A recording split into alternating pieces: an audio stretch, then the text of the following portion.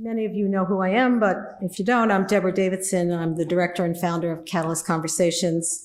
Wonderful to see you all this evening. Happy to welcome you to Catalyst Conversations.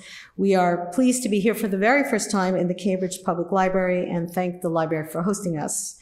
I'd also like to thank the Cambridge Arts Council, our founding partner, our board, and all our volunteers who help us out. And thanks to those of you who have donated to Catalyst Conversations. We were founded in 2012 to open a critical path of dialogue between the arts and sciences. We present intimate and provocative conversations between artists, scientists, and the public, and we're interested in connecting the two through programs, educational outreach, and public events like this, which demonstrate the conversation and synergy between art, science, and technology. This evening, our two speakers will discuss the issue that preoccupies and compels them, music and empathy. Julie Leven is a violinist and performer who runs Shelter Music Boston, and Peggy Codding is a music therapist at Berklee College of Music. Music is a catalyst that lifts all of us, whether we are listening and receiving or performing and giving. It occupies more areas of our brain than language does. Humans are a musical species. The power of music and its ability to create empathy are exemplified in both the speakers, each in their own way and their respective activism. As we always do in our conversations, each will share an aspect of their practice, and then together we will have a conversation exploring the synergy between their respective projects. Julie Leven is the founder and artistic director of Shelter Music Boston. She's the first ever classical musician to receive the Boston Neighborhood Fellow Award in April 2014, and in 2013 was named a social innovator by the nationally renowned nonprofit accelerator Social Innovation Forum. International festival appearances include the BBC Proms, Cassel's Festival, Edinburgh Festival, Krakow, Warsaw, Beethoven Festival. And she has performed throughout the US, Japan, and Korea as a member of the Boston Pops Esplanade Orchestra.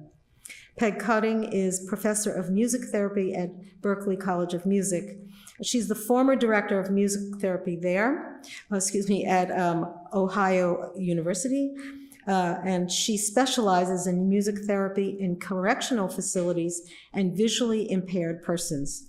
She has extensive clinical experience, course and workshop development, presentations, research, and publications. So Julie will start, followed by Peg, and then we'll have our conversation. Okay, so that's me. Hi, everyone, and thank you for coming tonight. I'm going to give you a very brief introduction to what Shelter Music Boston is and what we do, and also demonstrate some of the music that has resulted from collaborating with homeless individuals that Shelter Music Boston serves in Greater Boston. So here we are in a shelter. This is a photograph from one of our concerts. Currently, Shelter Music Boston produces 80 concerts during the course of a calendar year throughout Greater Boston. We have 8 different partners, and each of our partner venues receives a performance once a month. So in fact, next week is concert week. And so on Monday night, the musicians will be performing at Pine Street Women's Inn, as we do the third Monday of every month. Tuesday night here in Cambridge at the Cambridge Caspar Emergency Shelter on Albany Street, and so on through the course of the week. This particular photograph is taken at Lifebridge of Salem, one of our outside of the city of Boston partners. The model for our organization is to pair two unlikely populations together, classical musicians and homeless individuals. And we come together in the musical house, and the concert offers our audience members reprieve, self-reflection, intellectual stimulation, a sense of community that develops between the musicians and the audience members. And audience members experience hope and dignity as a result.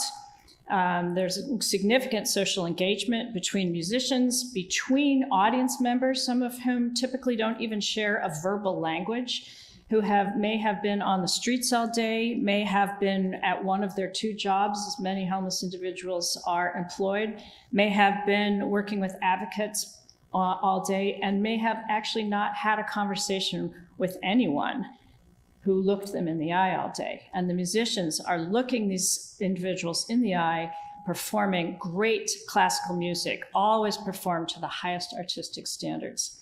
And this is what we do. What is the impact? You can see this is an audience member, actual audience member at one of our longtime partners, enthusiastically receiving the music. And that word cloud is words that are audience members' actual responses to a performance they have just heard. We survey our audience after every concert to gather their information about what they thought. We value this information deeply. It enables us to document that we actually have shown statistically significant mood improvement over every concert at every venue. And we also get these individual words that then, of course, we can put together to make that nice little word impact. We also get from our audience members poetry and very poignant comments, such as this one: "The music was water for my soul when it was thirsty." And that particular comment inspired me so much. I thought we need to create a collaboration with our audiences where we put these kind of responses to music. And so we, in fact, did that in 2016 and 2017. We had a year-long project where we took our audience members' words that they had offered us in response to the performances, and 3 different women composers, local composers to Boston, set those words to music to create 3 movements of a work that, in fact, has a total of 5 movements. And 2 of the movements were created by collaborative composition workshops in the shelters that we serve. This is our terrific marimba player, Jenny, who is trained in collaborative composition work to enable non-musicians to actually create music. And we did a series of workshops in 6 different shelters, and what resulted was basically a skeletal work of music, a 1-page score that then was sent to one of our composers who collated all of the musical ideas that resulted from the workshops into 2 movements of music, one of which you will be hearing from me shortly. The audience members were given a melody, a brief melody, and said, "Would you like us to play this faster or slower, backwards or forwards, the higher instrument, lower instrument?" And people got to use these little musical tools to create something. And what emerged was people collaborating with each other in an audience, such as this size. One person saying, "Well, let's try it faster. I'd like to hear it faster." And then that same person saying, "You know what? I don't like it. Let's try her idea. I want to hear it slower now." And so collaboration emerged between audience members and musicians. I'm now going to just tell you briefly about a project that we have coming into fruition next week in the shelter concerts I previously mentioned. We have had a year-long process of creating an opera about American composer Florence Price, who actually was educated here in Boston at New England Conservatory. She graduated in 1907, and she, as you can see, is the first African-American woman to have a work performed by an American symphonic orchestra. Her music has is getting attention now, almost for the first time. She had some notoriety during her own life, but Florence Price also experienced temporary homelessness. She was a victim of domestic abuse. She was a single mother at a time. She suffered from racism, sexism. And when I learned her story, I thought, so many of our audience members live these exact things. I'd like to tell Florence Price's story to our audiences. So Shelter Music Boston commissioned this small opera, which is for string quartet and 3 singers, to tell a portion of Florence's story to the audiences that we serve. And we will be performing this for the public on October 17th. So if you are interested in trying to hear Florence Comes Home, please go to the Shelter Music Boston events page and you can see ticket information there. And that's Francine Trester with me. Fran is the composer who has written Florence Comes Home, and she is a colleague of Peggy's at Berklee. So this is something that our audience members say to us regularly. And so I'm going to finish up with a movement from Water for My Soul, which is the name of the suite that resulted from our collaborative work with audience members. I'll just tell you briefly, this work was written for me, solo violin. I asked our composer who collated all of the workshop material to write a piece for me to play, because I wanted to mark my commitment to this work and to the audiences we serve by having a piece I could play. And she Danielle Williams is the name of the composer who pulled all this together. And Danielle was quite taken with one of the audience members' comments during the workshops. And one person said, "Sound keeps the wicked spirits in line. Sound keeps the wicked spirits in line." And that phrase went over and over in her head until she heard the rhythm. Sound keeps the wicked spirits in line.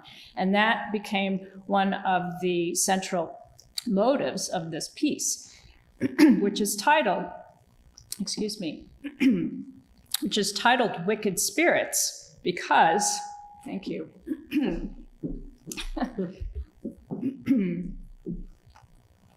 So dry down here underground.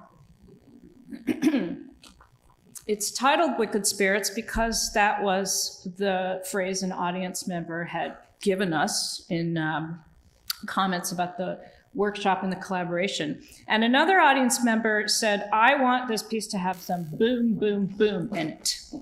And you will be able to tell where the boom, boom, boom is. Okay, so Wicked Spirits by Shelter Music Boston audience members and in collaboration with Danielle Williams.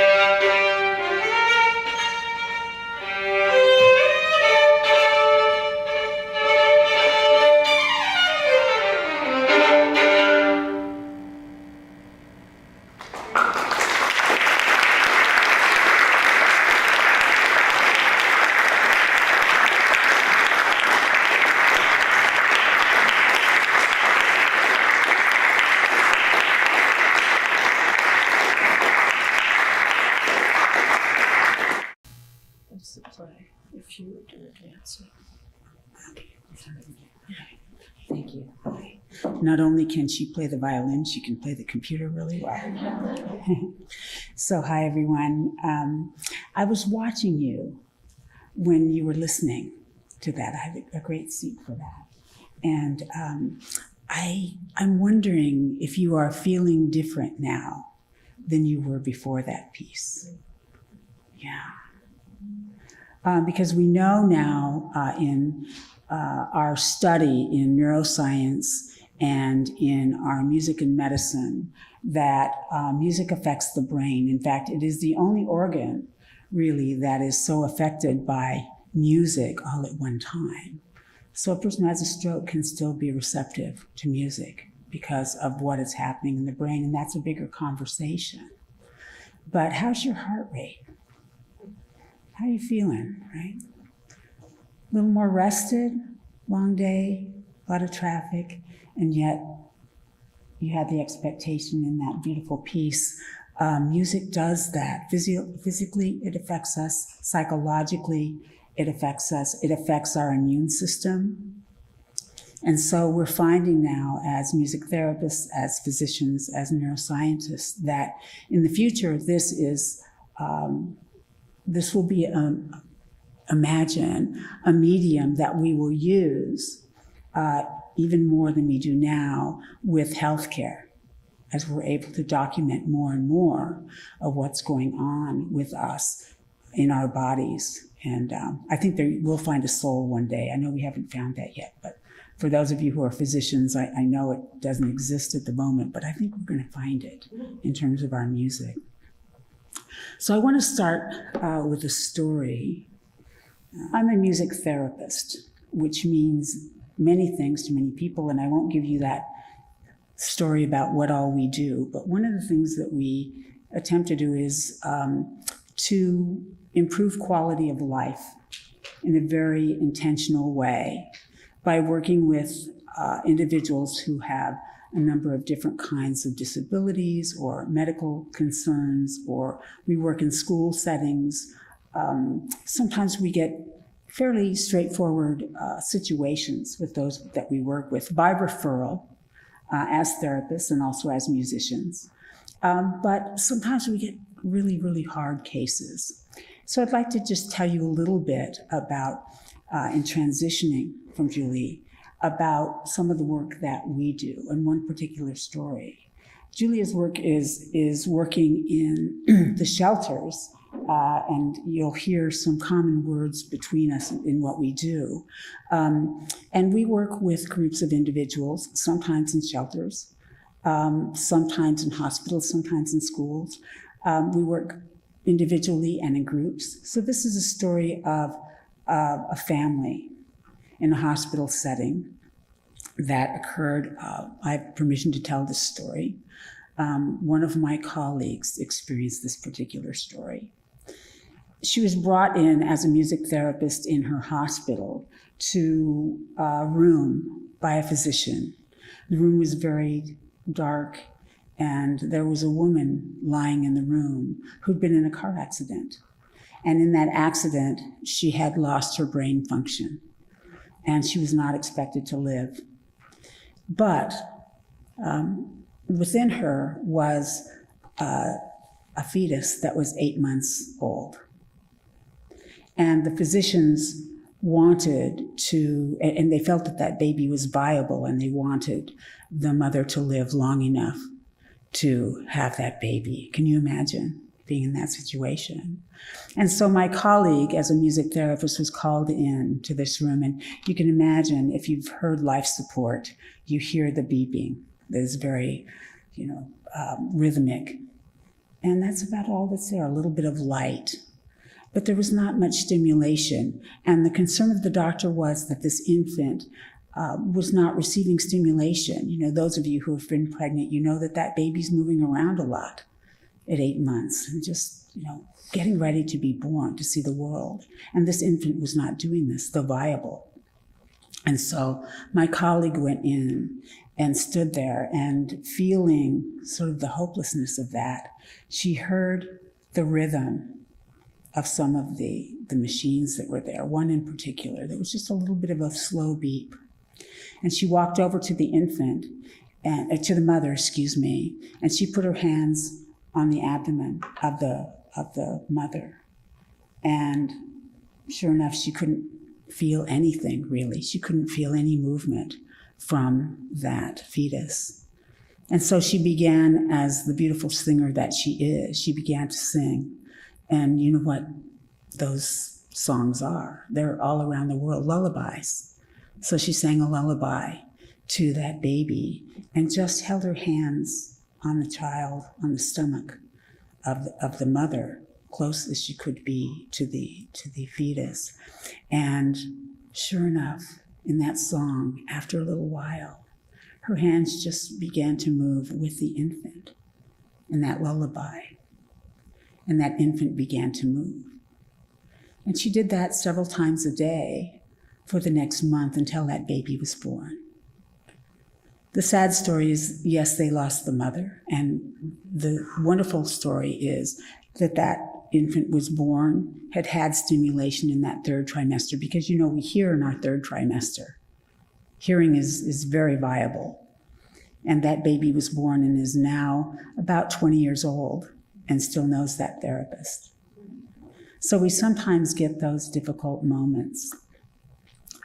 Part of my background has been in working in corrections as well, and in a prison setting with severely mentally ill inmates, in a program that we began in the state of Ohio to see if we could begin to work with rehabilitation in some ways, to work with mental illness. Because as you know, in our society, it's very difficult for us to really, I think, work through those issues of incarceration and prisons. They're expensive.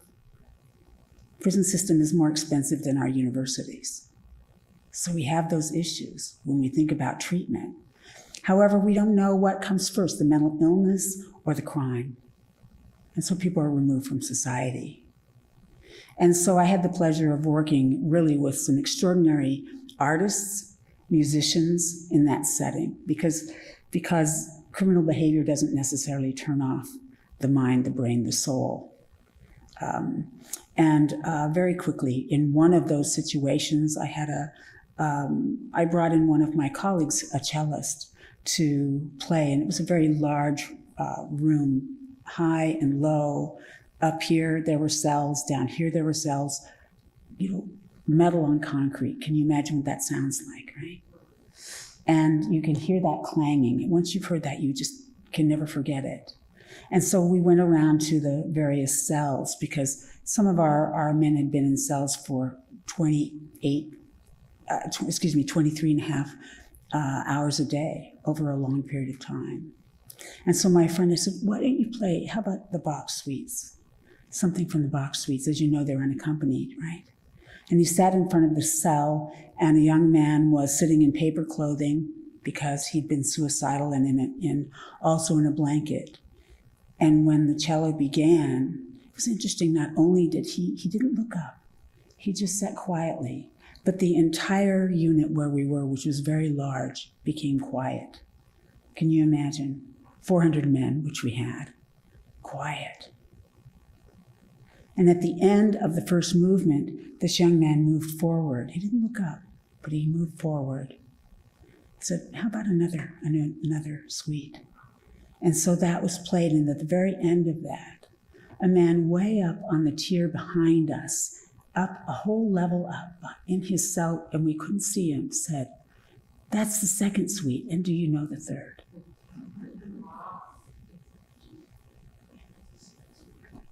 And do you know the third? And so music touches us, as we know, and music is also a way that we can, as we talk about today, be empathetic. Don't please know Brene Brown. Okay, she talks a lot about shame. She talks a lot about empathy. She talks a lot about those things that we rarely talk about. She looked at professions all across America, and she said, all right, what do empathetic people have in common? These were professions where people were known to be empathetic, right? Empathetic, what does that mean, by the way? We've thrown it around a little bit. Let's see.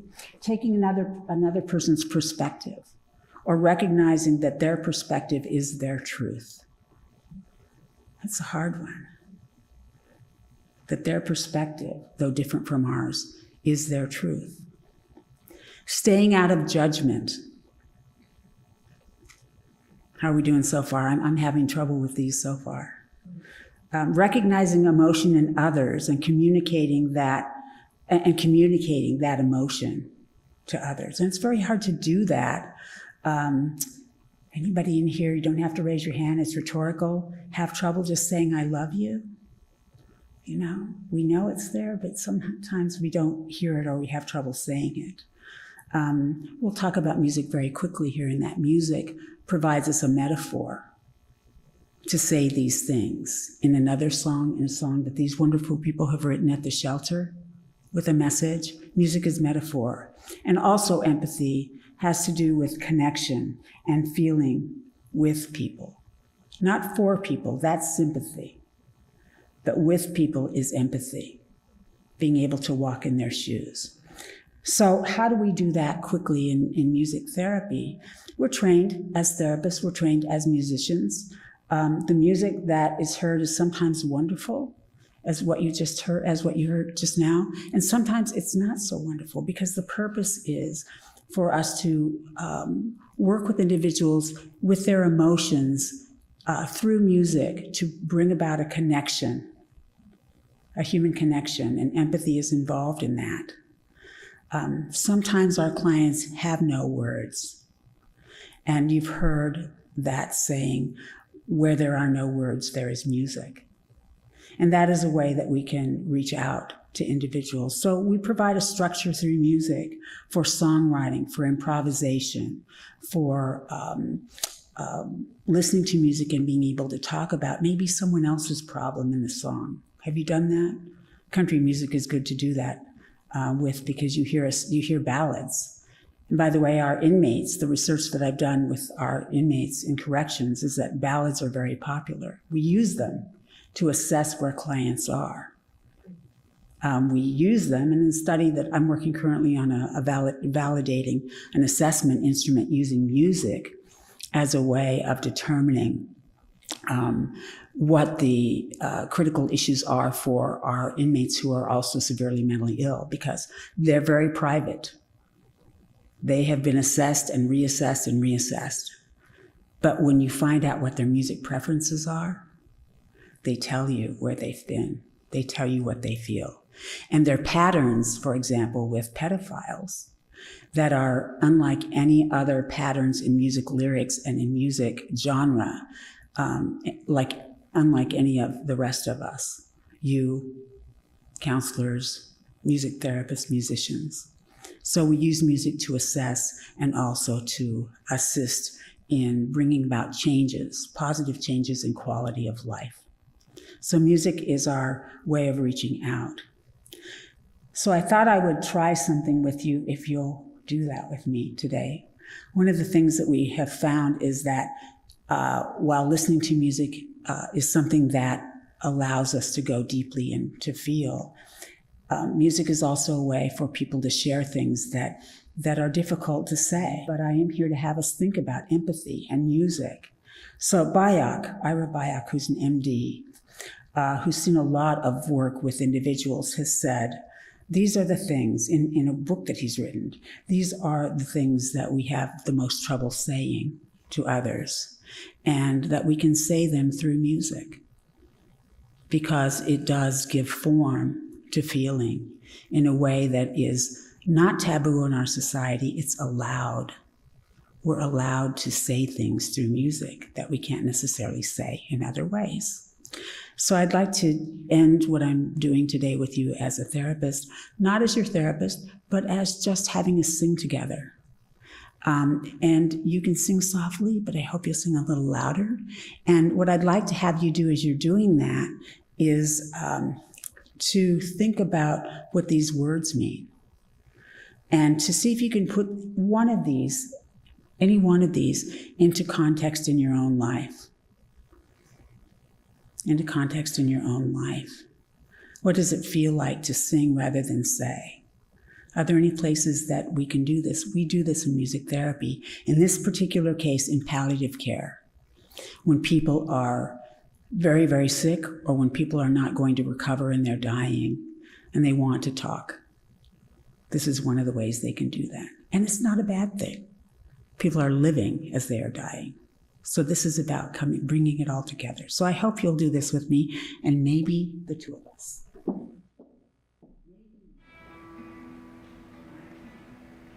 So the song, basically, the way it starts to make it just easy for us to find our voices, is okay. So we need to find our voices a little bit. And I'm not here to give you a singing lesson, and I'm not necessarily a vocalist, but are you singing now?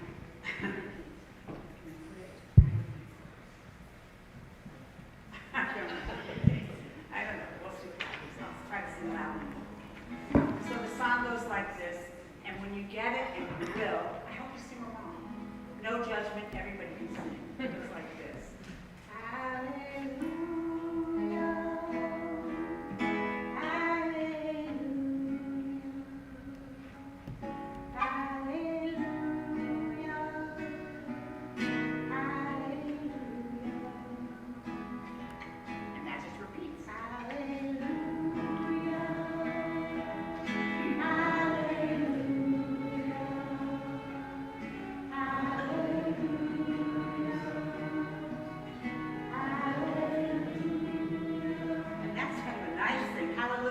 What? Some kind of level of celebration, right? So we use it as celebration for life. Let's try it again. Thank you.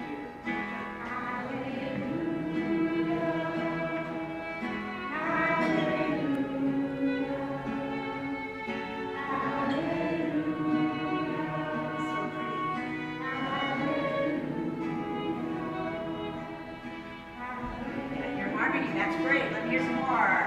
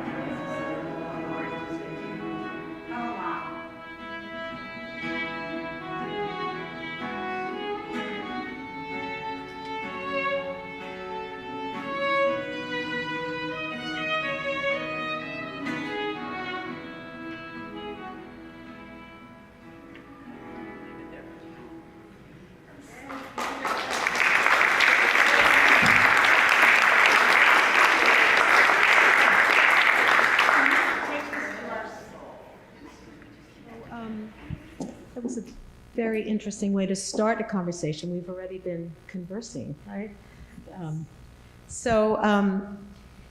I'm going to, we had a conversation last week, and I've come up with some just ideas and questions, and I'm only meant to be a catalyst.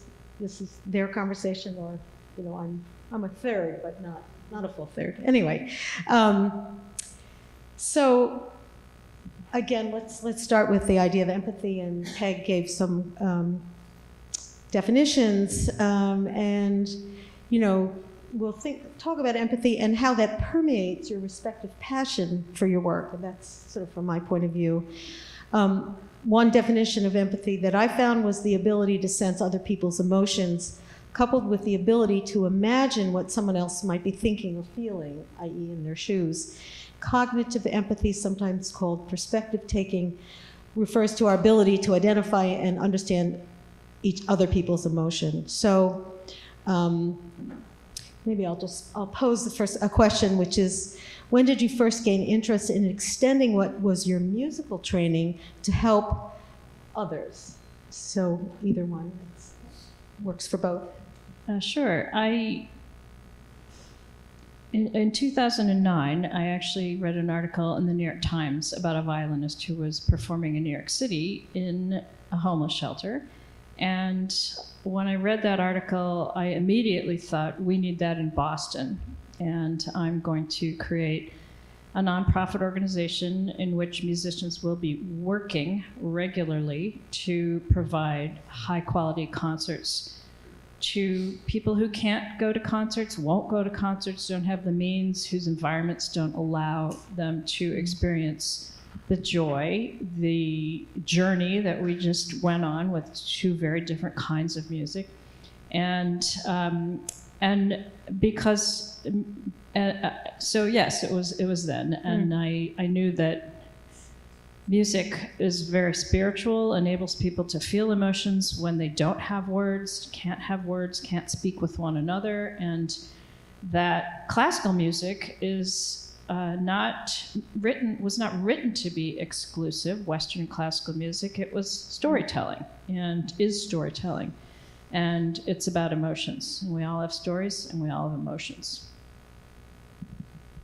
Okay, I'll try this. I'm going to take it a little personally, and I don't, not that that wasn't, of course it was.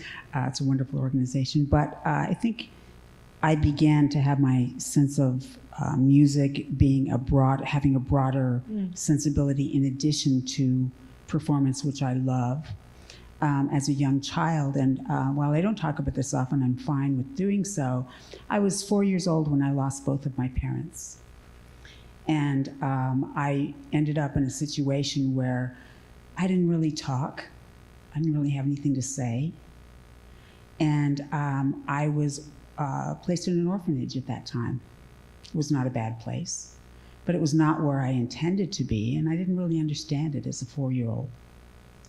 And so a gift was given to me, and that gift was piano lessons from a wonderful performer, musician, teacher who found a way to find first music in me and then words in me. And as I worked with her for a number of years, I learned that she was a survivor of Auschwitz, and that she had come to be with us, with me, because when she came to this country, she also did not have words. And so that's how I learned about that horrible history. But we found words together. And so I, as a result of that, began to play very well, thanks to her wonderful training and a lot of practice. And I began not only to play, but I also began to speak on behalf of the National Benevolent Association, which had many organizations, programs for people like myself or for the elderly. And so I would go play, and then I would speak. And so that's how I ended up teaching. Wow, that's amazing. You know, it's interesting, even in this short time, you've both talked about music, for people who don't have words, the music is the way of sort of expressing oneself. It sort of, it betters the words in a certain way, and it's amazing. I want to just sort of touch on something we talked about last week, which is, I think you said it, Julie, that everyone deserves excellent music.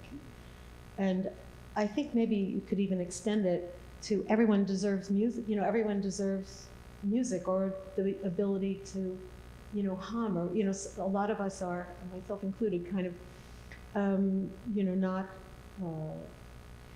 self-conscious, or, like, I can't sing, or, but, it's interesting how that's come up. Yeah, music it's for everyone. It's a very basic form of communication. It was, and if one doesn't feel comfortable singing, there's rhythm, and dancing, music, singing, dancing are very old forms of communication, social interaction, joy, expressing joy, and important to cultures, at times of celebration, at times of sadness. It's just, so music should be integrated into our society for all people and all genres. Thank goodness we have so many different genres, because people are different and people like different kinds of music.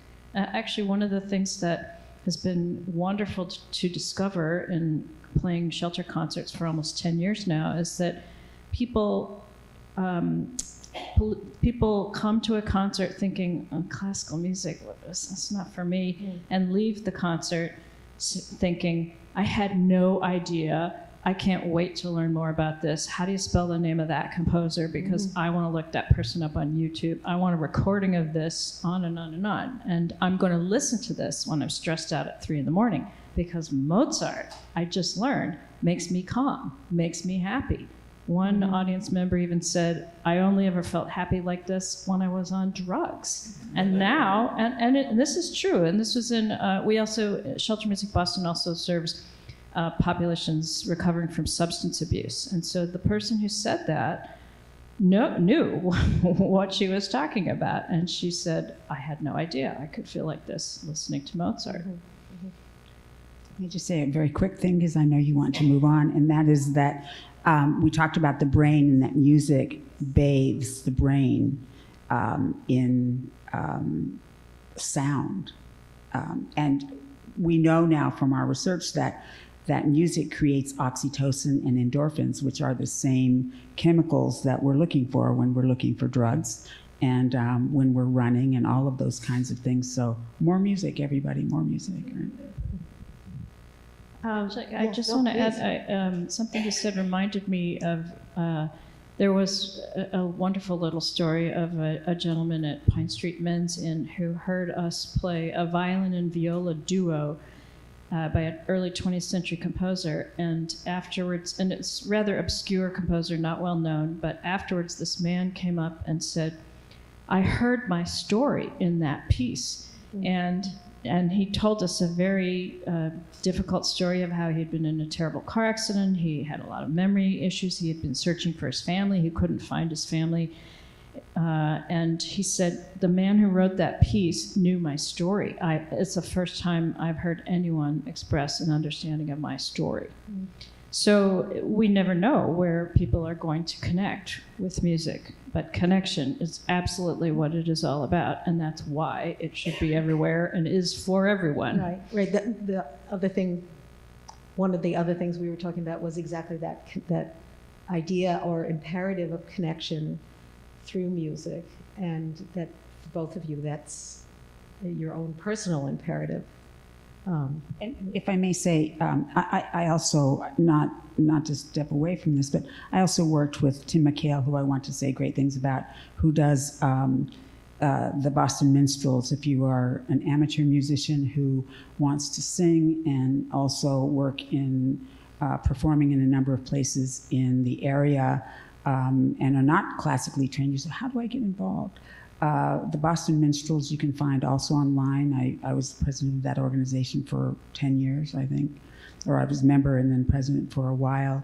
I say, people talk about amateurs as like, well, they stop their piano lessons or they stop playing violin, but amateur means to love.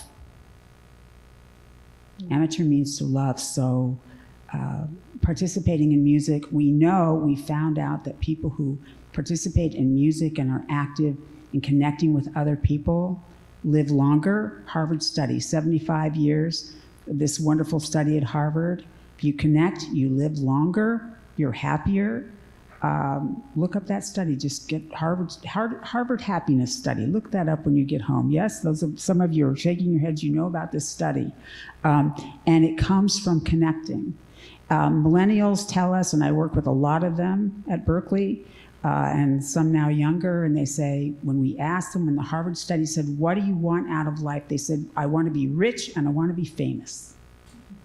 And when they asked people who were 75 years old what they wanted, it was happiness and connection. Happiness and connection. And so somewhere in this process of performance and work in the shelters and work in therapy, we can do our own therapy. Community music is a wonderful thing. Going to live concerts is a wonderful thing to do, and we live in a place to do that. So I hope that we're saying to you, please get out and take advantage of those things. It's great to listen to the wonderful technology that we have, but it will never, ever do for us and affect us. Even the vibrations we're learning from what we study, it will never affect us like live music. It just won't. I'm probably preaching to the choir, but nonetheless. Something I just thought about it now, which is that the music world, all the arts world, but the music world in particular, is very competitive. And so it seems what you're both doing is, I mean, I know you've had to compete to a certain level to, get into the orchestra, whatever, in terms of career.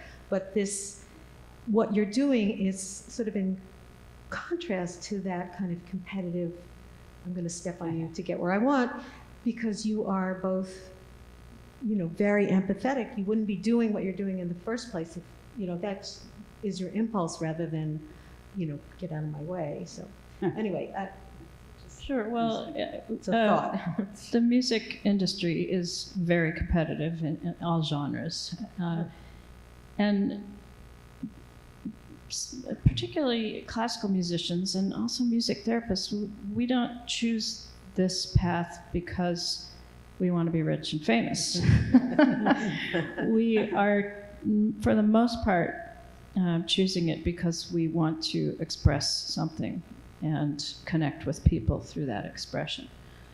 So it really is rooted in empathy and connection for many, many musicians and music therapists and other people, amateur musicians who are loving music.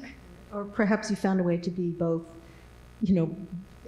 hold both ideas or be both. You are trying to excel, you're trying to be at the top of your game, whatever that is, but you also want to give to someone who has no words, et cetera. So maybe both at the same time. Yeah. I think very quickly, it has a lot to do with life experience. Because I'm guessing that everybody in this room has a way that they give, that we give. We just have different talents for doing that. Mm-hmm. And there's something in this world of technology now, working with 20-year-olds to 30-year-olds. I mean, the smaller the technology, the better, and the more we're on it, the better, right? I tease our students about, you meet each other on Tinder, right? Yes, no, and then do you date on? I ask them, are you dating on Tinder? Because I need to know about that. And then I know you're breaking up on Tinder or on your phones or whatever. And so the connection is just so essential. And we're finding with our music therapy students, who are some wonderful, wonderful musicians as well. They're not second-class musicians. They're wonderful musicians, that they want to find a way to use it to build a bridge. And there are many different ways to do that, as you're seeing here. But also, if that's not what you do, then I'm sure in this room there are many bridges being built. I'm guessing, but looks like it. Another question or thought, which is, how would you describe your role within the music world? I guess we've kind of touched on that a little bit, both as individuals and organization. This might be for you, Julie, more. And are there other practitioners that you convene with or, connect with, your own kind of connections? Yeah. Sure. Well, I would like to say that in fact, when I was founding Shelter Music Boston, I sought out Tim McHale. He's been providing live music to homeless individuals for more than 25 years here in Greater Boston. And so I see myself as an activist, actually, for musicians to be doing work that is outside of the conventional concert hall, and as to other practitioners of this kind of music, yes, I have a colleague in New York, in fact, my original inspiration, a wonderful violinist who has a very active career in many different genres, and I've had the pleasure of meeting her. Actually, we stay in touch. How's it going with your organization these days? From time to time.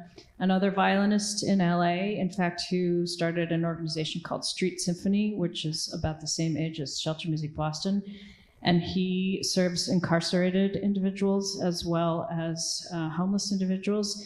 And in fact, people are starting to reach out to me from across the country with questions. Okay, well, how do we build a sustainable nonprofit organization built on excellence that employs musicians to provide access to great music, collaborative music making, and how do we do this? And so I think part of it is more people. You refer to the students, college-age students, saying we want to be rich and famous, but the ones who are becoming music therapists are also thinking about how can I build a bridge? And I believe that there is news out there now about young people are saying, maybe I really want to do something that has an impact. Maybe I want to do something that's socially responsible. Maybe I want to make a lot of money too, but maybe I could do it in a socially responsible way that enables people to have access to water or to music or to healthy food. So there's a lot of activism in the work. Money's a good thing, don't get me wrong. Well, you have to do well to do good, right? It's not, you can't have an impact without resources. That would be unrealistic. I want to be respectful of the time because we did start late, so that might be a good place for us to end this conversation. But I would like to, with your permission, quote from Musicophilia, from the book by the late Oliver Sacks, and it is so beautiful and perfect, and I just thought I'd like to end on it. So it goes like this: music, uniquely among the arts, is both completely abstract and profoundly emotional. It has no power to represent anything particular or external, but it has a unique power to express inner states or feelings. Music can pierce the heart directly. It needs no mediation. One does not have to know anything about Dido and Aeneas to be moved by her lament for him. Anyone who has ever lost someone knows what Dido is expressing. And there is finally a deep and mysterious paradox here, for while such music makes one experience pain and grief more intensely, it brings solace and consolation at the same time. So I think that's what we were trying to say.